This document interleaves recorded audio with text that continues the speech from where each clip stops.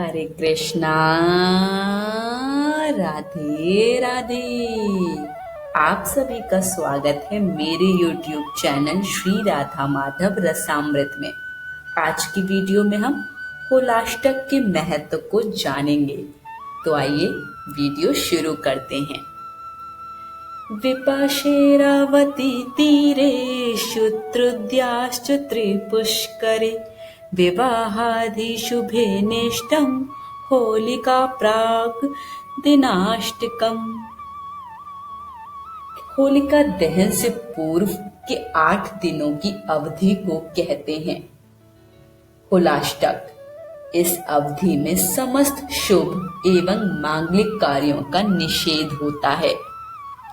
वर्ष 2025 में होलाष्टक फाल्गुन शुक्ल पक्ष की अष्टमी तिथि दिनांक 7 मार्च 2025 से प्रारंभ होगा एवं फाल्गुन पूर्णिमा दिनांक 13 मार्च 2025 को यह समाप्त होगा। भक्त प्रहलाद की पीड़ा। भक्त प्रहलाद के पिता हिरण्यकश्यप ने प्रहलाद की भक्ति को भंग करने और उनका ध्यान अपनी ओर करने के लिए लगातार 8 दिनों तक अनेकों तरह की यातनाएं और कष्ट दिए थे। इसलिए कहा जाता है कि होलाष्टक के इन 8 दिनों में किसी भी तरह का कोई शुभ कार्य नहीं करना चाहिए। यह 8 दिन वही होलाष्टक के दिन माने जाते हैं। होलिका दहन के बाद ही जब प्रहलाद जीवित बच जाते हैं तो उनकी जान बच जाने की खुशी में ही दूसरे दिन रंगों की होली या धुलेंडी मनाई जाती है। यह बुराई पर अच्छाई की जीत का त्योहार है। कामदेव को किया था भस्म। राजा हिमालय की पुत्री पार्वती चाहती थी कि उनका विवाह भगवान भोलेनाथ से हो जाए, परंतु शिवजी अपनी तपस्या में लीन थे। तब कामदेव पार्वती की सहायता के लिए आए। उन्होंने प्रेम बाण चलाया और भगवान शिव की तपस्या भंग हो गई। शिवजी को बहुत क्रोध आया और उन्होंने अपनी तीसरी आंख खोल दी। कामदेव का शरीर उनके क्रोध की ज्वाला में भस्म हो गया। जिस दिन भगवान शिव ने कामदेव को भस्म किया था वह दिन फाल्गुन शुक्ल अष्टमी थी। तभी से होलाष्टक की प्रथा आरंभ हुई। जब कामदेव की पत्नी शिवजी से उन्हें पुनर्जीवित करने की प्रार्थना करती हैं, रति की भक्ति को देखकर शिवजी इस दिन कामदेव को दूसरा जन्म में उन्हें फिर से रति मिलन का वचन दे देते हैं। कामदेव बाद में श्री कृष्ण के यहाँ उनके पुत्र प्रद्युम्न रूप में जन्म लेते हैं। फिर शिवजी ने पार्वती को देखा। पार्वती की आराधना सफल हुई और शिवजी ने उन्हें अपनी पत्नी के रूप में स्वीकार कर लिया। इसलिए पुराने समय से होली की आग में वासनात्मक आकर्षण को प्रतीकात्मक रूप से जलाकर अपने सच्चे प्रेम का विजय उत्सव मनाया जाता है। 8 ग्रह होते हैं उग्र। ज्योतिष विद्वानों के अनुसार अष्टमी को चंद्रमा, नवमी तिथि को सूर्य, दशमी को शनि, एकादशी को शुक्र और द्वादशी को गुरु, त्रयोदशी को बुध, चतुर्दशी को मंगल तथा पूर्णिमा को राहु उग्र स्वभाव के हो जाते हैं। इन ग्रहों के निर्बल होने से मनुष्य की निर्णय क्षमता क्षीण हो जाती है। इस कारण मनुष्य अपने स्वभाव से विपरीत फैसले कर लेता है। यही कारण है कि व्यक्ति के मन को रंगों और उत्साह की ओर मोड़ दिया जाता है। इसलिए शुभ कार्य वर्जित माने गए हैं। होलाष्टक के 8 दिनों को व्रत, पूजन और हवन की दृष्टि से अच्छा समय माना गया है। प्राकृतिक कारण। ज्योतिष मान्यता के अनुसार इस दिन से मौसम परिवर्तन होता है। सूर्य का प्रकाश तेज हो जाता है और साथ ही हवाएं भी ठंडी रहती हैं। ऐसे में व्यक्ति रोग की चपेट में आ सकता है और मन की स्थिति भी अवसाद ग्रस्त रहती है। इसलिए मांगलिक कार्य वर्जित माने जाते हैं। हालांकि होलाष्टक के 8 दिनों को व्रत, पूजन और हवन की दृष्टि से अच्छा समय माना गया है। कैसे मनाएं होलाष्टक? होलिका पूजन करने हेतु होलिका दहन वाले स्थान को गंगा जल से शुद्ध किया जाता है। फिर मोहल्ले के चौराहे पर होलिका पूजन के लिए डंडा स्थापित किया जाता है।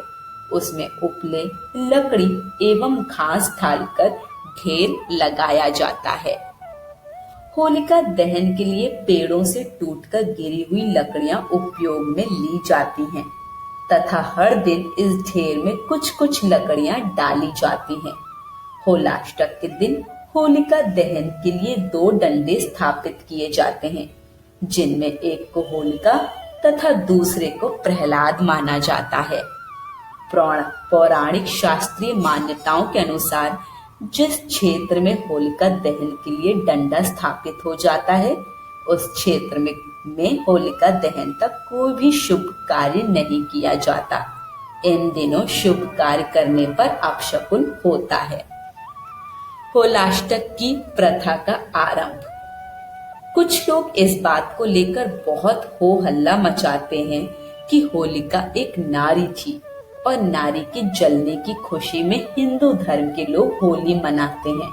तो उन लोगों को बताया जाता है कि वास्तव में होलिका के जलने की खुशी में नहीं, बल्कि कामदेव के भस्म होने और फिर उनका पुनर्जन्म होने के कारण होली मनाई जाती है। होलिका दहन का अर्थ वासना के भस्म होने से है। वस्तुतः होलिका की कथा भी सत्य है। होली की एक प्रमाणिक कथा के अनुसार हिमालय पुत्री पार्वती चाहती थी कि उनका विवाह भगवान भोलेनाथ से हो जाए, परंतु शिव जी अपनी तपस्या में लीन थे। तब कामदेव पार्वती की सहायता के लिए आए। उन्होंने प्रेम बाण चलाए और भगवान शिव की तपस्या भंग हो गई। शिव जी को बहुत क्रोध आया और उन्होंने अपनी तीसरी आंख खोल दी। कामदेव का शरीर उनकी क्रोध की ज्वाला में भस्म हो गया। फिर शिव जी ने पार्वती को देखा। पार्वती की आराधना सफल हुई और शिव जी ने उन्हें अपनी पत्नी के रूप में स्वीकार कर लिया। इसलिए पुराने समय से होली की आग में वासनात्मक आकर्षण को प्रतीकात्मक रूप से जलाकर अपने सच्चे प्रेम का विजय उत्सव मनाया जाता है। जिस दिन भगवान शिव ने कामदेव को भस्म किया था, वह दिन फाल्गुन शुक्ल अष्टमी थी। तभी से होलाष्टक की प्रथा आरंभ हुई। होलाष्टक अशुभ क्यों? ज्योतिषियों के अनुसार होलाष्टक का प्रभाव तीर्थ क्षेत्र में नहीं माना जाता है, लेकिन इन 8 दिनों में मौसम परिवर्तित हो रहा होता है। व्यक्ति रोग की चपेट में आ सकता है और ऐसे में मन की स्थिति भी अवसादग्रस्त हो जाती है। इसलिए शुभ कार्य वर्जित माने गए हैं। होलाष्टक के 8 दिनों को व्रत, पूजन और हवन की दृष्टि से अच्छा समय माना गया है। ज्योतिष विद्वानों के अनुसार अष्टमी को चंद्रमा, नवमी तिथि को सूर्य, दशमी को शनि, एकादशी को शुक्र और द्वादशी को गुरु, त्रयोदशी को बुध और चतुर्दशी को मंगल तथा पूर्णिमा को राहु उग्र स्वभाव के हो जाते हैं। इन ग्रहों के निर्बल होने से मनुष्य की निर्णय क्षमता क्षीण हो जाती है। इस कारण मनुष्य अपने स्वभाव से विपरीत फैसले कर लेता है। यही कारण है कि व्यक्ति के मन को रंगों और उत्साह की ओर मोड़ दिया जाता है। आज की वीडियो यहीं समाप्त होती है। वीडियो पसंद आई हो तो कमेंट बॉक्स में हमें अपना फीडबैक जरूर दीजिए। वीडियो को लाइक, शेयर करें और चैनल को सब्सक्राइब करें। सभी को हो हरे कृष्ण, राधे राधे।